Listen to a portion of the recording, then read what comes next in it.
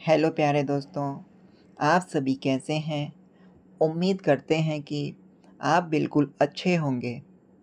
क्या आप जानते हैं, यदि कोई व्यक्ति चोरी की संपत्ति को बेईमानीपूर्वक प्राप्त करता है या चोरी की संपत्ति को आदतन क्रय-विक्रय करता है या चोरी की संपत्ति को निपटान करने में सहायता करता है, तो भारतीय न्याय संहिता की अलग-अलग धारा के तहत अलग-अलग प्रावधान किए गए हैं।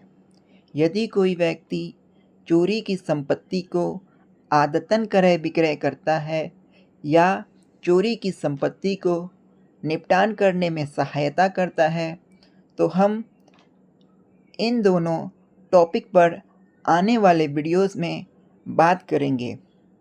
आज हम जानेंगे कि यदि कोई व्यक्ति चोरी की संपत्ति को बेईमानीपूर्वक प्राप्त करता है, तो भारतीय न्याय संहिता की कौन सी धारा क्या कहती है, इसके अंतर्गत क्या प्रावधान है।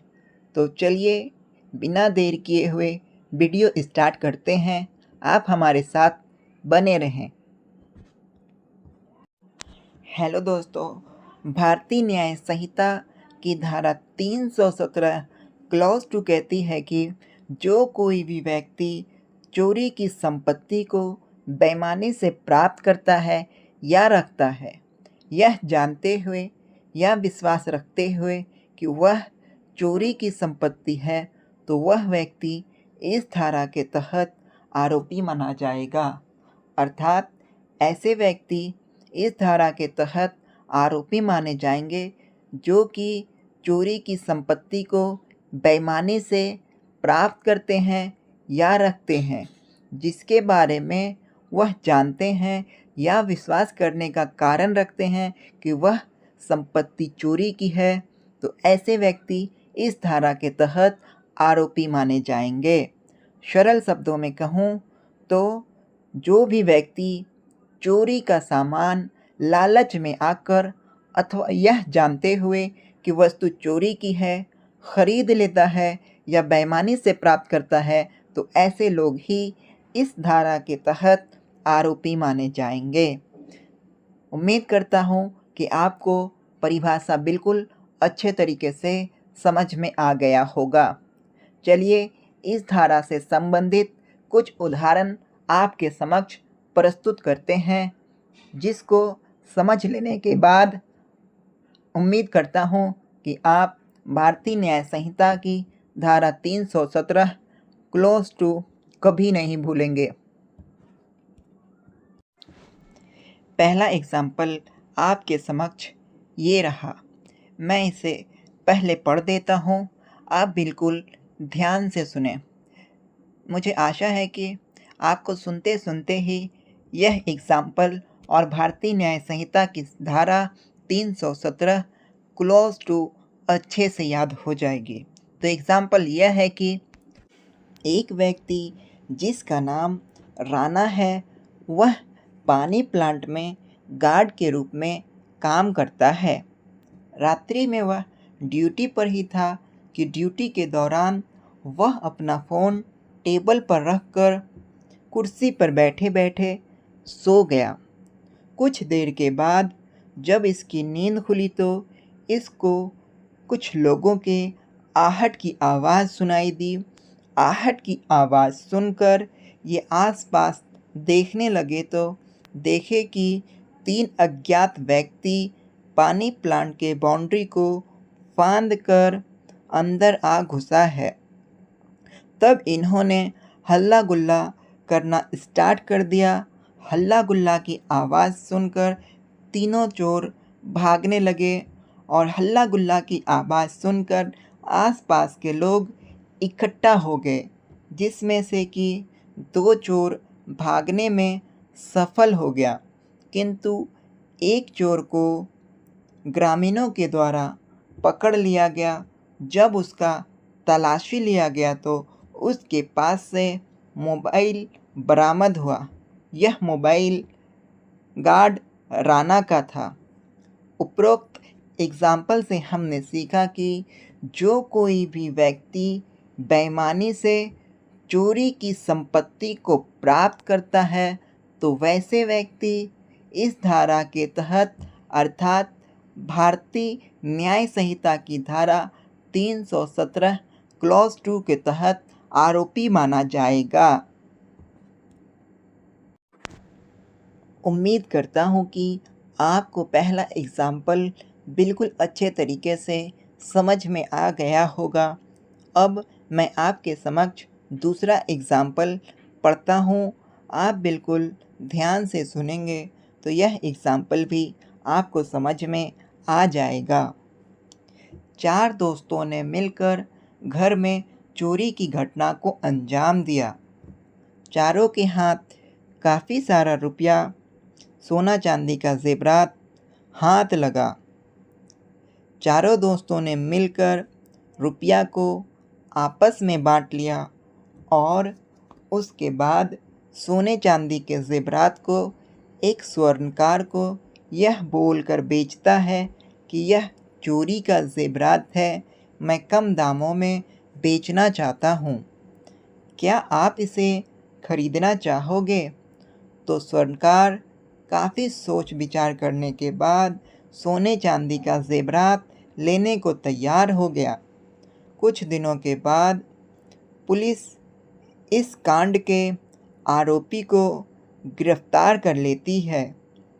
गिरफ्तार आरोपी से जब पुलिस पूछताछ करती है तो आरोपी अपने दोस्त को स्वीकार कर लेते हैं तथा अपने बयान में बताते हैं कि हम 4 दोस्त मिलकर चोरी की घटना को अंजाम दिए थे।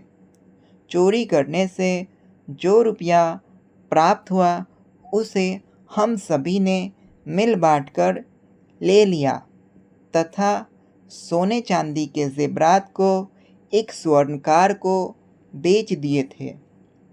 पुलिस के द्वारा चोरों के बयान के आधार पर स्वर्णकार, जिसका नाम मदन कुमार है, उसको गिरफ्तार कर लिया जाता है।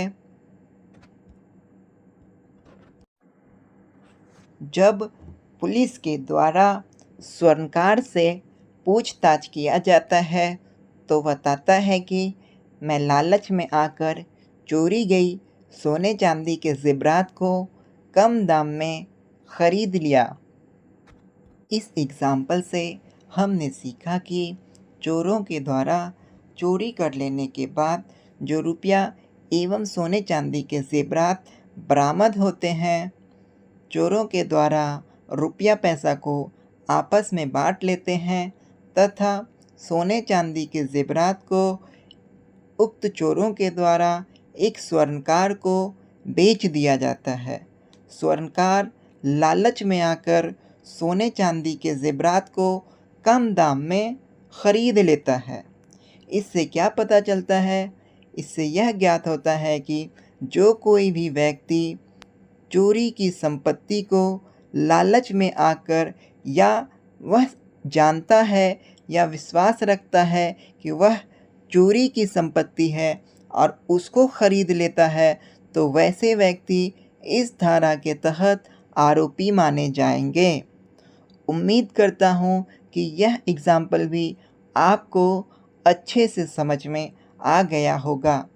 इस धारा से संबंधित एक और एग्ज़ाम्पल को देख लेते हैं। रंजीत कुमार एक पुलिस पदाधिकारी हैं जो रात्रि गश्ती में सशस्त्र बल के साथ थाना से प्रस्थान किए थे। इनको गुप्त सूचना मिलती है कि चांदनी चौक के समीप एक 14 चक्का ट्रक एयर ले लिया है जिस पर कुछ लदा हुआ है।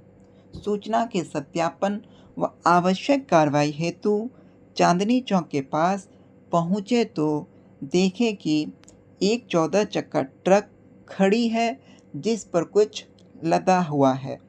पास जाने पर ट्रक का चालक तेज़ी से भागने लगा जिसे सशस्त्र बल के सहयोग से पकड़ लिया गया।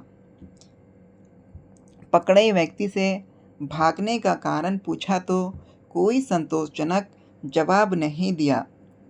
तब उसका जमा तलाशी लिया तो पास से उसके कुछ भी बरामद नहीं हुआ। तब 14 चक्का ट्रक का तलाशी लेने पर तलाशी के क्रम में ट्रक पर कोयला बरामद होता है। बरामद कोयला के बारे में ट्रक ड्राइवर से पूछताछ करने पर कोई संतोषजनक जवाब नहीं बताता है।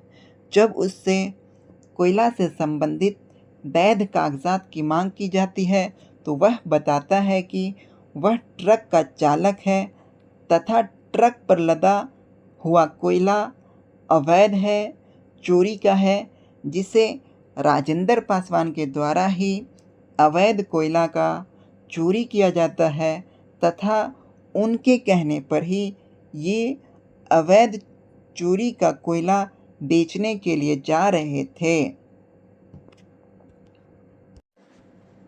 उपरोक्त एग्जाम्पल से हमने सीखा कि जब कोई व्यक्ति यह जानता है या विश्वास रखता है कि उसके पास जो संपत्ति है या वस्तु है वह चोरी की है, उसके पास से बरामद हो जाती है, तो वैसे व्यक्ति ही इस धारा के तहत आरोपी माने जाएंगे। उम्मीद करता हूँ कि यह एग्जाम्पल भी आपको अच्छे तरीके से समझ में आ गया होगा। चलिए इस धारा से संबंधित हम कुछ प्रावधानों को देख लेते हैं। इस धारा के अंतर्गत अगर हम सज़ा की बात करें तो 3 वर्ष की सज़ा या जुर्माना या दोनों का प्रावधान है। इसके अलावे यह एक संज्ञेय अपराध है, अर्थात पुलिस आपको कहीं भी कभी भी बिना किसी वारंट के अरेस्ट कर सकती है। यह एक गैर जमानती अर्थात नॉन बेलेबल ऑफेंस है, अर्थात जब पुलिस आपको गिरफ्तार करेगी तो वह आपको कोर्ट में पेश करेगी। इसकी सुनवाई किसी भी मजिस्ट्रेट में की जा सकती है। यह समझौता अयोग्य है, अर्थात दोनों पार्टी के बीच कोई समझौता नहीं हो सकता है। उम्मीद करता हूँ कि आपको यह धारा और इस धारा से संबंधित प्रावधान समझ में आ गए होंगे। शुक्रिया, आप हमारे साथ बने रहें और भी अच्छी वीडियोस आपके लिए हम लेकर आएंगे। आप लाइक और सब्सक्राइब करके हमें मोटिवेट करें। धन्यवाद। तब तक के लिए आप अपना ख्याल रखें। जय हिंद।